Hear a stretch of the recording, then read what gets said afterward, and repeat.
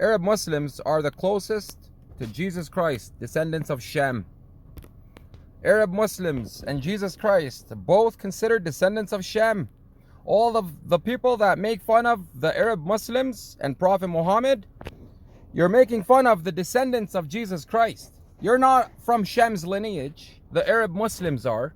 Shem's lineage are the kings, the bloodline of Christ. So don't you ever disrespect the bloodline of Jesus Christ ever again. You watch your mouth when you talk to the bloodline of Christ, the Shem lineage, the Arabic Muslims. Because here we have Jesus and Muhammad are part of Shem's lineage. So if you're disrespecting Muhammad, you're disrespecting the bloodline of Jesus. If I were you, I would get in line, buddy. A lot of people hated the true bloodline of Jesus, just like they hate the bloodline of Muhammad, the same blood. And that's why you hate the Arab Muslims, because you're following Romans. You're not following Christ. The Arab Muslims are from the bloodline of Christ.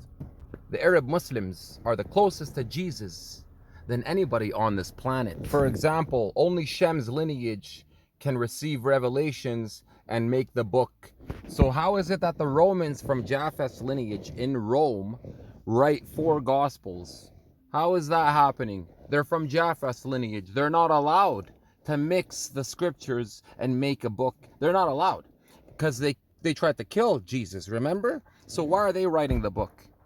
Because they removed the first commandment, they made a trinity, and they removed the second commandment. They started putting pictures, removing Exodus 24. So Shem's lineage returned the Old Testament laws in the Holy Quran with Prophet Muhammad. Shem's lineage, not Japheth, the Romans. This is what I'm trying to say. Jesus is from Shem's lineage. Only Shem's lineage can receive revelations. If the books were spreading from the Roman Empire, from Jesus' hands themselves, then yes, I'll accept it. But it wasn't. 70 years later is when, and Japheth's lineage is the one who connected those books. So they reinterpreted Jesus' text. The words of Jesus are still in the Bible in a brand new order, mixed up to connect the Roman Trinity for December 25 for Nimrod's birthday, an Egyptian Roman religion for the Trinity, to make the body into a temple. Jesus prayed facing the Temple Mount, so Muhammad returned it. He came and prayed facing the Temple Mount like Jesus for 13 years, continuing the traditions of Jesus through Shem's lineage. All of these prayers are Shem's lineage. So if you're not following Shem's lineage, you're following the Romans. Let me remind you, the Romans is where the Antichrist comes from. So if you're following an imitation of Christ from the Romans, I'm pretty sure that's the Antichrist. The Messiah comes from Shem's lineage, not the Antichrist Roman Japheth imitation through Paul, turning Jesus into Nimrod's Trinity, the Roman god, on December 25. No, that's not Shem's lineage. And the current Jews in the Holy Land right now are not from Shem's lineage. They're from Ashkenaz, Magog lineage. The Arab Muslims are from Shem's lineage. The American Christians are not. And the Americans and the Europeans are following the Roman scriptures, and they're against Shem's lineage. And they're from the Latin and the Greek version of Christ, which is the Roman imitation, following the Antichrist, worshiping on Nimrod's birthday, December 25. You're against Christ. You're the revived Roman Empire from the European Freemasons that went to America to make the Freemason revived Roman Empire to worship Nimrod. They put Horus on their money, the god of pharaohs on their money. They're the revived Roman Empire where the Antichrist comes from.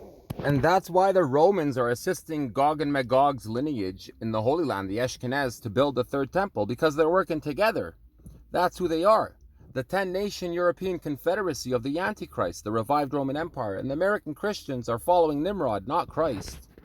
The Romans worship Nimrod, the sun god of Pharaoh, on his birthday, December 25, using the name Jesus, saying they're a Christian nation. They're the revived Roman Empire. The Arab Muslims are from Shem's lineage, the descendants of Christ, continuing the message through Muhammad. So you can see what's really happening here is the Muslims follow the Old Testament laws and traditions of Prophet Moses and Prophet Jesus. The Christians, they abandoned it. They follow the New Testament of Paul, and they're mad that the Muslims don't follow the New Testament of Paul and say Jesus is God. Instead, the Muslims follow the Old Testament laws that Jesus followed himself. So you can see what's happening here. The Christians are trying to stop the Muslims from following the 10 commandments of Prophet Moses and Jesus. When they tell the Muslims to follow Jesus and say he's God, you're telling the Muslims to abandon the 10 commandments of Jesus.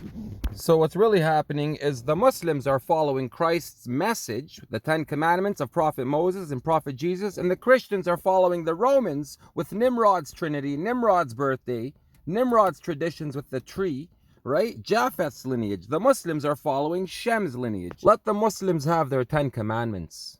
Go follow Paul if you want. That's why the Quran came, because the Christians abandoned the commandments and the laws through Paul. That's what's happening. Hey Christians, the Muslims will never abandon the commandments of Prophet Moses, Jesus, and Muhammad. Because that's what you're hating. You're hating the commandments. That's why you follow the New Testament. You don't want the laws. The Muslims follow the laws. So do us a favor, stop. You will never get the Muslims to abandon the laws of Jesus.